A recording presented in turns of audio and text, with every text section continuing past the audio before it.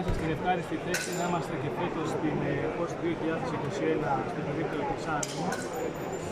Να δούμε το καινούργιο μήλο, τον Exo-An που έχουμε βγάλει, ο οποίος είναι ένας καινοτόμος μήλος, 3 σε 1. Έχει δύο μεγάλα δοχεία, το οποίο μπορεί να πάρουν από 1,2 σκαλί καφέ το καθένα. Και επίσης μπορούμε να βάλουμε και από εδώ πέρα μέσα, τρίτη επιλογή, μέχρι 100 γραμμάρια ξεχωριστό μείγμα, είτε μονοπικιλιακός ή οτιδήποτε άλλο θέλουμε. Ο καφές μελλοντικά θα έχει τη δυνατότητα να κάνει και μίξη τα δύο μείγματα που είναι στα διαφορετικά δοχεία. Φοράει 98 χιλιοστά οπτικά μαχαίρια και έχει τη δυνατότητα να δουλέψει όλους τους τύπους των καφέ του.